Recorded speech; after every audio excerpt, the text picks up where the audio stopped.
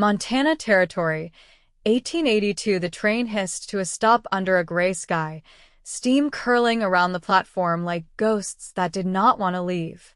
Verena Halbrook stepped down with trembling fingers wrapped around the handle of her carpet bag.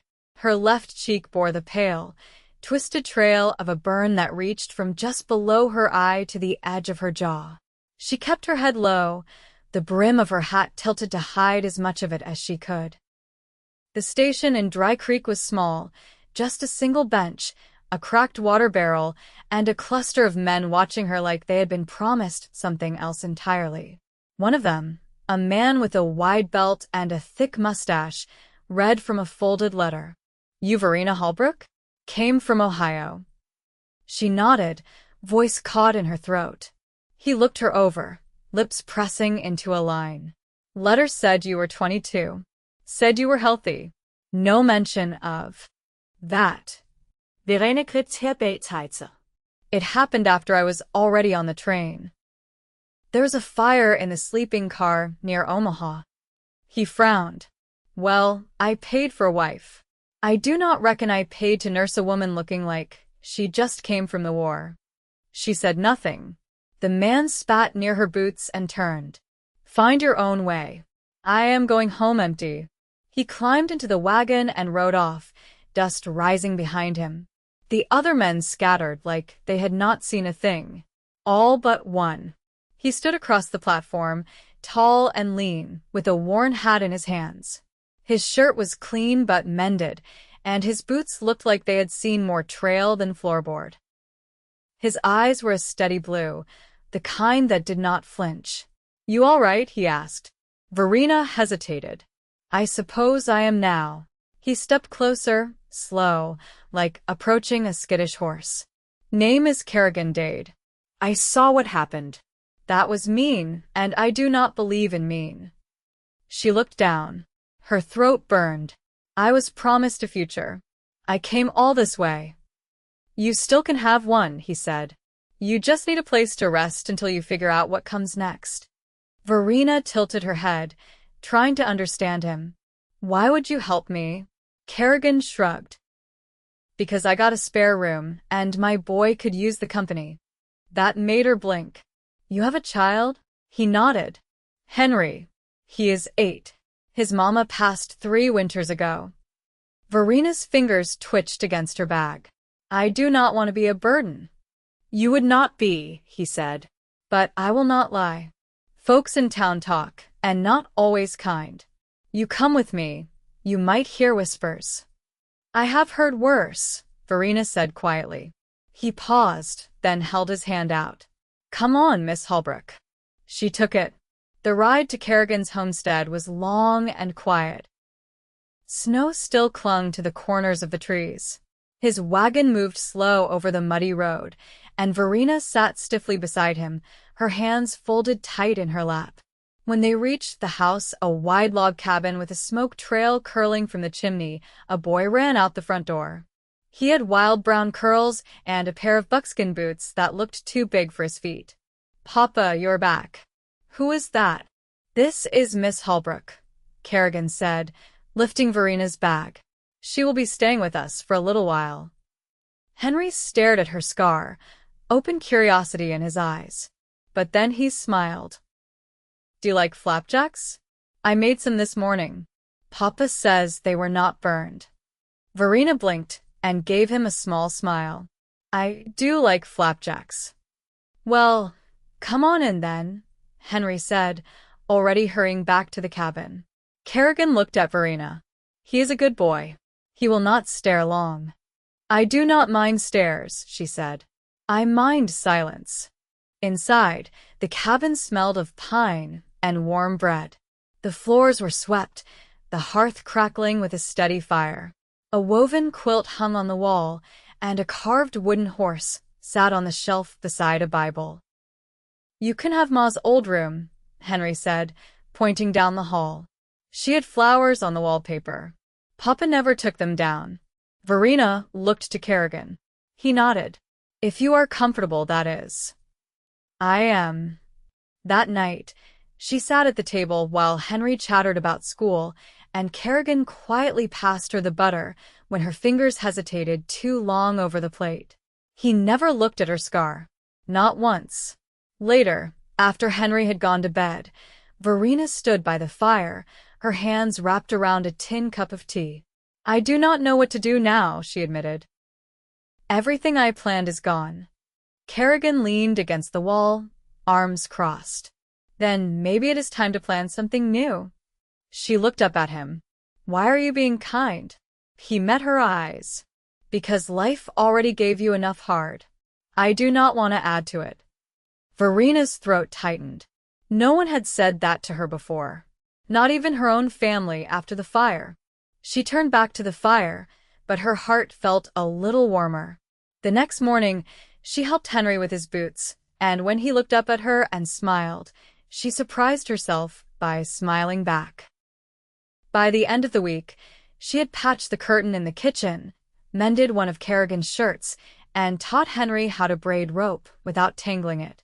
By the end of the second week, Kerrigan started leaving extra firewood by her door and bringing her wildflowers from the field. One morning, Verena was scrubbing the porch steps when Kerrigan came out and crouched beside her. "You do not have to do all this," he said. "I know," she said, "but I want to." He looked at her, long and quiet. "You are not what they said at the station." "What do you mean?" "They said you were unfit. That no man would want you. But I have not seen anything broken." Verena's breath caught.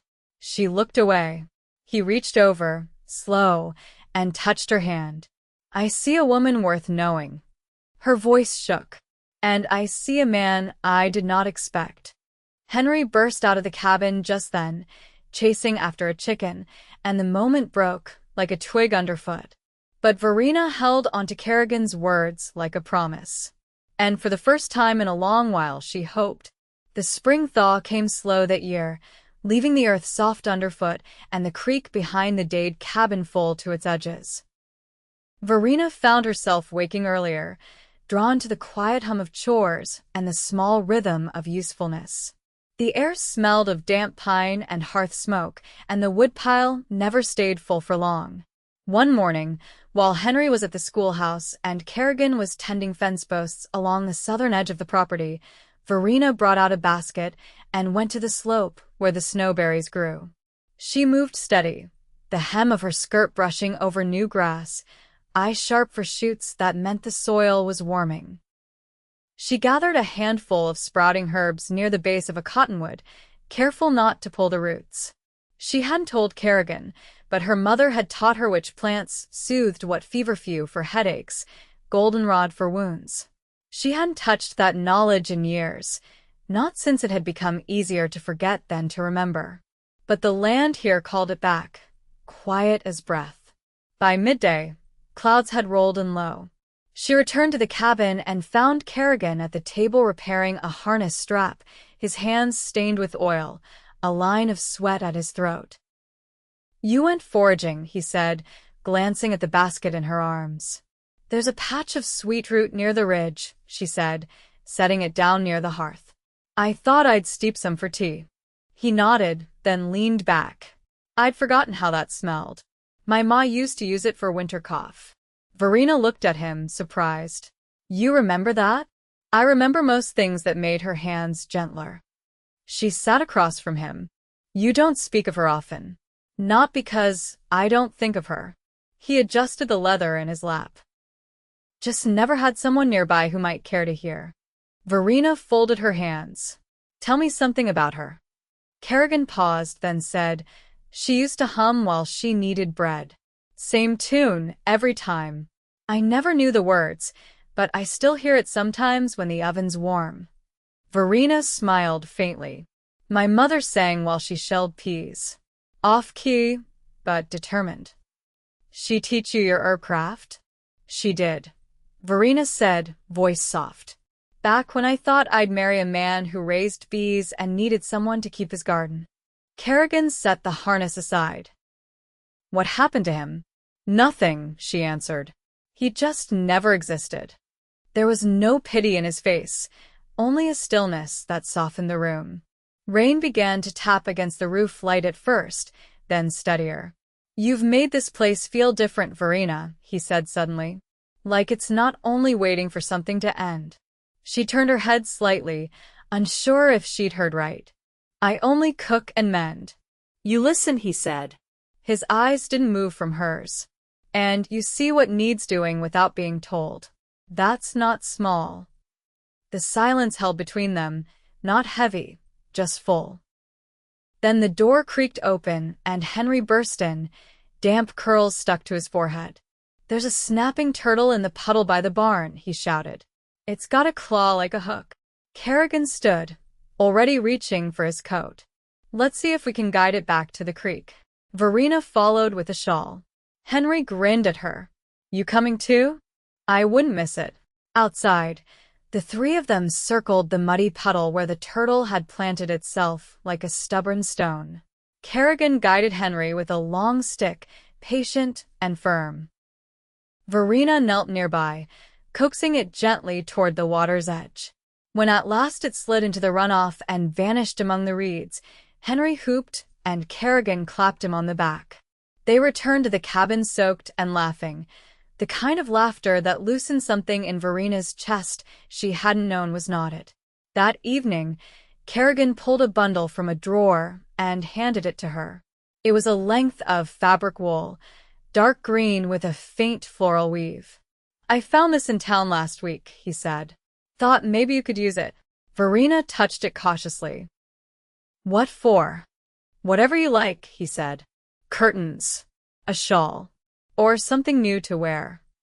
She looked down at it, then back up. "You didn't have to." "I know." She met his gaze, and there was something in it quiet, but no longer uncertain. After supper, when Henry had gone to sleep and the fire had burned low, Verena stood by the window, the fabric folded in her hands. Behind her, Kerrigan spoke without looking up from the book in his lap. "I've been thinking." She turned slightly. "I don't want you to feel like you have to leave," he said. "I know you came here for a different kind of life than what found you, but I'd be glad if you stayed." Verena stepped closer to the hearth, the light brushing her face. "You're not asking out of duty?" He set the book aside. "No." "I'm asking because I want a life with someone who sees me clear, and lets me see her the same." She didn't answer right away. The wind brushed against the cabin walls like a whisper. Then she walked to him, slow and even, and took his hand. "I didn't think anyone would ever say that to me again," she said. "Then I'll say it again tomorrow," he replied simply. She squeezed his hand back.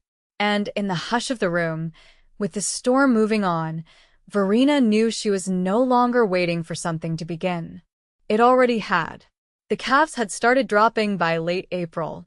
Each morning brought a new lowing from the pasture or a trail of small, fresh prints in the mud behind the barn. Kerrigan rose before first light, and Verena began waking with him, tying her shawl close and packing biscuits into a cloth for his saddlebag. He never asked her to. She never needed to be asked. One morning, as dawn pushed gray light through the kitchen window, Kerrigan paused at the door. His hat was in his hand, his hair still damp from washing at the basin. "There's a stock auction over in Ash Hollow next week," he said. "Takes a full day's ride, but it's worth the trip if the prices hold." Verena poured hot water over dried leaves. "You thinking of going?" "I am," he said. "But I'd like you and Henry to come if you're willing." She looked up from the steam. "All three of us?" He nodded. "Figured it might be good for Henry to see the town. And for you to pick anything you might need." Verena leaned on the table with both hands. "I haven't been in a crowd since I got off that train." Kerrigan didn't move. "We don't have to go. But if we do, you won't be alone." She didn't answer right away. Her fingers brushed the edge of the cup. "Then I'll find us something to wear that doesn't carry wood smoke." That Saturday, they left before sunup, Henry bouncing in the back of the wagon with a sack of hard candy Kerrigan had bartered off a traveling tinker. Verena had braided her hair and wrapped a linen scarf around the lower half of her face, not to hide, but to keep the dust away. Kerrigan had offered to take the long route through the Cottonwood Gulch, where the road was smoother. She'd shaken her head. If I'm going forward. Ash Hollow wasn't much more than 3 streets and a rail spur, but the auction brought ranchers for 50 miles in every direction. Horses stood tied to hitching posts, and the air sang with the sound of shouts, hooves, and the sharp slap of leather. Verena kept close to Kerrigan's side, one hand resting lightly on Henry's shoulder. They walked past wagons loaded with fencing wire, stacked seed sacks, and crates of chicks peeping through slats. A man called out over a pen of yearling steers. Another held up a branding iron, claiming it was forged in St. Louis and worth its weight in silver. Kerrigan's eyes moved across it all like a man who had done this 100 times, but Verena could tell he was watching her more than he let on. They stopped near a booth where a woman sold linens and dried lavender. Verena reached for a bundle of bleached cloth, but Kerrigan handed the seller a coin before she could speak. "You don't have to do that," she said quietly. "I know," he answered, "but I want to." She looked down at the cloth. "You'll go poor trying to buy me comfort. I've never spent wiser."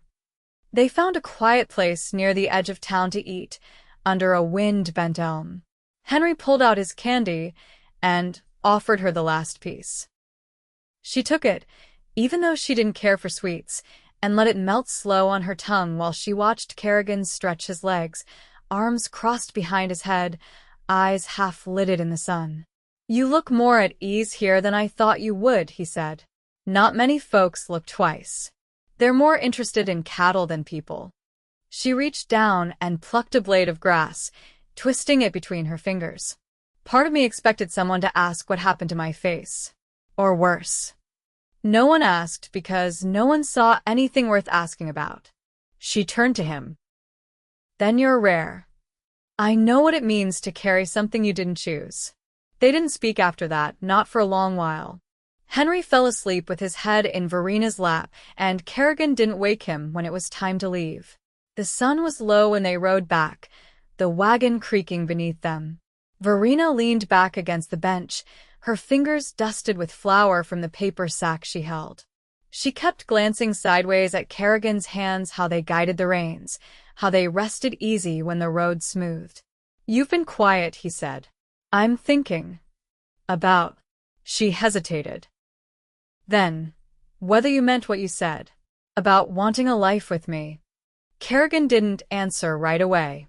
The horses clopped ahead, steady and unhurried. "I meant it the first time," he said. "And I'll keep meaning it every day you give me the chance." She looked out at the hills, where the last of the snow had melted into long, green shadows. "Then you should know something." He waited. "I'm not afraid of the scar," she said. "I'm afraid of being needed for a while, then set aside, once the loneliness fades." His jaw shifted. "You think I'd use you like that? I think I've been used worse." Kerrigan drew the reins tighter and stopped the wagon. The horses snorted, stamping once, and then settled. "I don't want a woman to fill a space," he said. "I want you, because I've seen who you are when no one's watching. You hold this place together without asking for credit. You make my boy laugh. You see more than most folks ever do. That's not something a man lets go of." Verena studied him, every muscle in his face, every word he didn't say. Then she placed her hand on his wrist. "I'll marry you," she said. He blinked once. "You're sure?" She nodded. "But not because I owe you. Because I want to build something that doesn't vanish when the first storm comes." Kerrigan let out a breath slow and deep. "Then we'll build it together." They rode the rest of the way home without speaking, but his hand found hers beneath the blanket and held it all the way back to their cabin, where the fire would be waiting and their lives had already begun to braid together, quiet as dawn. The wedding was held in the yard behind the cabin, beneath a cotton sky and the slow exhale of spring whined through the pines. Verena wore a dress she'd sewn from the green wool Kerrigan had given her weeks before, the bodice modest, and the sleeves long enough to cover most of the scars on her arms. She didn't try to hide her face, not anymore. She met each gaze straight, chin lifted, as the preacher from Three Pines read from his weathered book with a voice that cracked on the edges. Kerrigan hadn't invited a crowd, just a few neighbors he trusted, and the teacher from town who had helped Henry with his reading through the worst of last winter. Henry stood between them, solemn in his best shirt, his hands clasped behind his back like he'd practiced being still. After the vows, Verena didn't cry. She simply breathed deeper than she had in months and let Kerrigan press his lips to her forehead. His hand stayed cupped around the back of her neck just long enough to remind her she was no longer alone. Later, after the guests had gone and Henry had fallen asleep curled in a quilt on the porch bench, they washed the plates in a basin of cooling water and moved through the quiet house like it had always been theirs.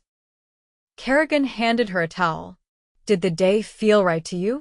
She dried a plate slowly. "It didn't feel like something I had to survive." "That's new." He leaned against the counter, watching her. "You don't owe me anything now." "I know," she said. "But I want to stay. Not just because it's safe. Because I belong." His eyes softened. "Then let's keep making a life worth staying for." That night, they didn't speak of love in grand words. They sat beside the hearth, her head on his shoulder, his arm around her waist. The fire burned low and steady, enough to warm the room without chasing away the hush.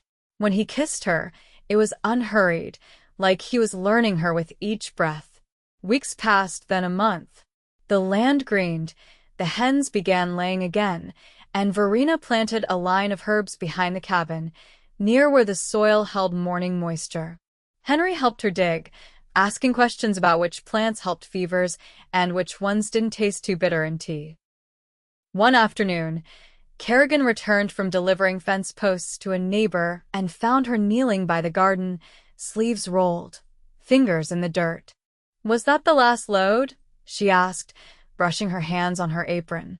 "Should hold them for the season," he said, setting down his gloves. "I picked this up in town." He handed her a folded piece of paper. She opened it and found a rough pencil drawing of a small, open front structure with a slanted roof. "What is it?" "Smokehouse," he said. "I thought we'd build it together before next winter.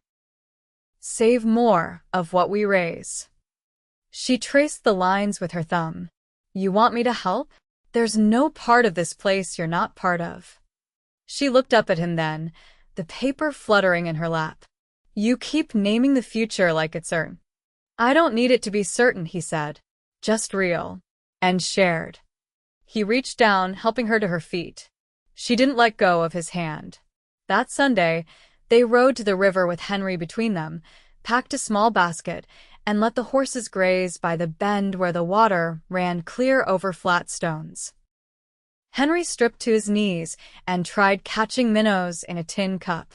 Verena sat on a smooth rock, her skirt tucked beneath her, and braided thin reeds while Kerrigan carved a notch into a fallen branch. "Do you ever wonder," she asked, "how your life might have gone if you hadn't lost her?" He didn't look up from his knife. "I used to. Then I realized every thought like that kept me halfway between here and somewhere I couldn't reach." She nodded. "I stopped wondering too. The fire took more than my face. It took the version of myself I thought I had to be. And what's left? Something better," she said. "Someone who sees what's true instead of what's expected." He leaned over and kissed her temple. It was the lightest touch, but she felt it down to her chest. That night, after Henry was tucked into bed and the lamps turned low, Verena stood by the open window, the air warm against her skin. Kerrigan came up behind her and wrapped his arms around her waist, his chin resting near her shoulder.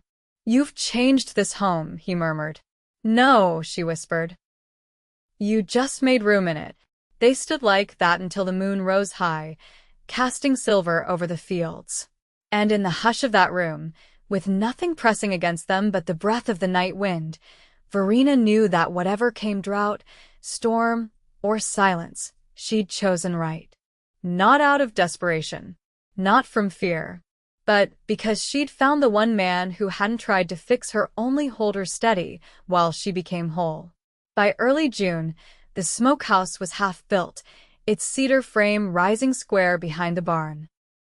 Verena had taken to keeping a ledger of household stores, each line drawn with a sharpened graphite stub and her own neat hand. When she wasn't tending the herb garden or showing Henry how to shape bread dough without tearing it, she was out beside Kerrigan, steady as any hired hand, holding boards and handing him nails warmed by the sun. One afternoon, as they stood beneath the unfinished roofline, Kerrigan tapped the edge of a beam and stepped back. "That'll hold now," he said, wiping his brow with the back of his wrist. "We'll hang the door next week." Verena shaded her eyes. "You think we'll have it ready in time for the first slaughter?" Kerrigan looked over at her, a faint crease at the corner of his eyes. "We will. You've kept us ahead of every season so far." She brushed a splinter from her palm. "It's not just me." "No," he said. "But it wouldn't be much without you." They didn't speak for a while after that. The wind moved through the shed rafters like it had something to say, but no voice to say it with. That evening, they sat on the back steps while Henry fed the chickens, tossing handfuls of grain from a tin pail and giving each bird a name as he went. Verena leaned against Kerrigan's shoulder, not out of habit, but because the shape of that space had slowly fitted itself to her. "I had a letter from Ohio," she said after a long silence. Kerrigan turned his head slightly. "You didn't mention it." "I wasn't sure I would." She shifted, folding her hands in her lap. "It was from my sister. She heard about the fire. Said she prayed for me, but didn't think I'd want to hear from her." "You going to write her back?" "I already did." Her voice was steady. "Told her I'm alive. Told her I'm married. Didn't say anything more than that." He waited. "I don't hate her," she said. "I just don't want to go back to a life where someone else tells me what I'm worth." Kerrigan reached down and brushed a bit of straw from the hem of her skirt. "You never have to explain yourself to me." "I know," she said. "That's why I did." Henry came running up then, face flushed and boots muddy. "Can I sleep out in the hayloft tonight?" he asked, breathless. "It's dry and I already made a space with blankets." Kerrigan gave him a long look. "You think you'll last the night?" Henry nodded, eyes too bright to argue with. "All right," Kerrigan said. "But take the lantern. And don't stay up reading past dark." Henry dashed off before either of them could change their minds. Verena smiled after him. "He's grown into something steady." Kerrigan's voice was quiet. "So have you." The moon rose behind the ridge, casting silver across the pasture. They sat for a long time, not speaking, the silence between them full of small understandings. Later that week, as they walked the perimeter of the property, checking fence lines and watching for signs of rust or rot, Verena paused near the far edge of the north pasture. A small stand of wild roses had bloomed there, pale and loose-petaled, nodding in the breeze. "I didn't notice these before," she said. "They don't bloom long," Kerrigan replied. "But they come back every year." She stepped closer, fingers brushing a low branch. "I think I want to plant some near the cabin. Not for use. Just for the looking." "You should," he said. "We've earned that kind of beauty." By midsummer, the smokehouse stood finished. The herb shelves were full, and the first cured hem hung wrapped in muslin on its iron hook. Verena had learned to split kindling with a single swing and could now move through the barn with the same sure-footedness Kerrigan had once moved alone. One Sunday, as they walked back from the chapel in Three Pines, Henry tugged at Verena's hand. "Do you think we'll ever have a big family like the Mertons?" he asked, kicking at a pebble. "They've got 5 kids." Verena exchanged a glance with Kerrigan. "Maybe," she said. "But even if it's just us, we're whole." Kerrigan reached down and tapped Henry's shoulder. "We're not trying to match anyone else. We're writing our own page. They reached the wagon, and as Kerrigan helped her up, Verena settled beside him, her hand resting lightly on his knee. That evening, just before dusk, she stood at the window and watched as Kerrigan and Henry played a quiet game of horseshoes near the barn. The laughter that rose from them didn't startle the birds in the trees or interrupt the wind. It simply belonged. Later, when the dishes were done and Henry had fallen asleep curled around a wooden carving Kerrigan had shaped for him, she took Kerrigan's hand and led him onto the porch. "I want us to build one more room," she said. "Something small, with a window that faces east." He looked out toward the trees. "What for?" "For what comes next," she said. "For whoever joins us. Or whatever dream needs space." He pulled her close, resting his chin near her hairline. "You think we're ready?" "I know we are." He kissed her then, slow and sure. The kind of kiss that made promises without needing words. That night, the wind moved through the trees like a lullaby, and the house no longer felt like something they'd built against the world, but something they'd made open to it. 2 years passed.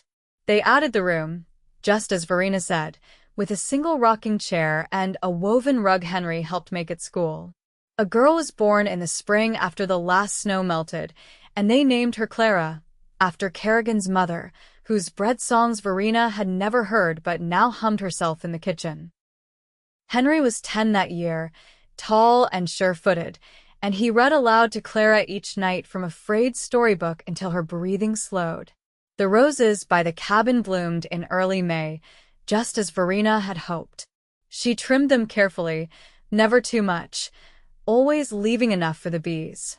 Kerrigan built a bench beneath them, where they sat in the evenings, her hand in his, the silence between them still full, still kind. And though the world remained wild in places, and the wind still brought cold with the turning seasons, the life they made never wavered. It held. It grew. It lasted.